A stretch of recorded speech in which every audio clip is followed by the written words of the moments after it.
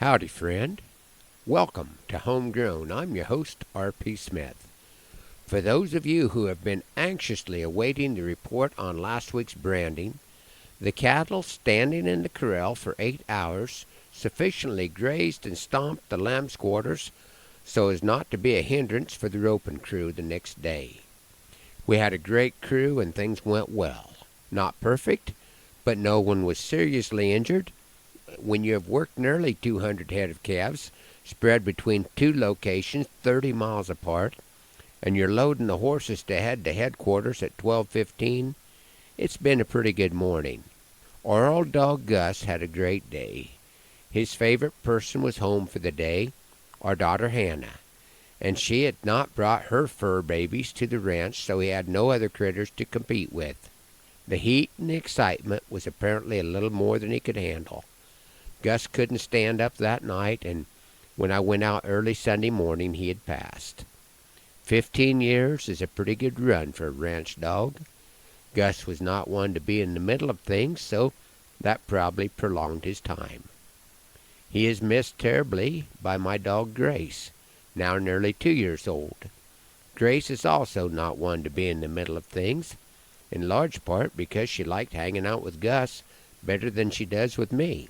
As I was headed to the pickup Monday morning, I saw Grace lying in the door of the barn in the spot usually held down by Gus. She looked pretty sad. So I called her, and surprisingly she walked with me to the pickup. Grace has never willingly gotten in the pickup, in large part due to the lack of activity. Palling around with a 106-year-old dog does not burn a lot of calories. I had to lift her into the pickup. Grace has found a new purpose in life. Pick up a dog. It has been nice to have the company, and I'm getting some cross-training benefits by lifting her back end into the pickup every time. She will get out and walk with me when I'm rolling up electric fence, but isn't real interested in helping move the cows. Maybe that will come later.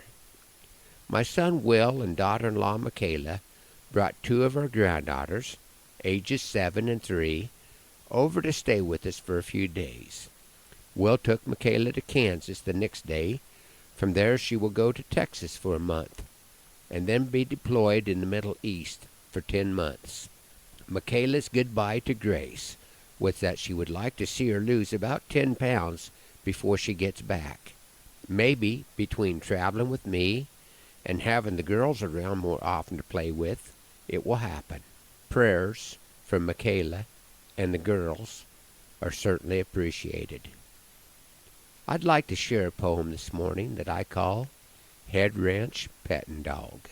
She lies in the sun on the south porch, sleeping like a log, waiting to do her duty as head ranch pettin' dog.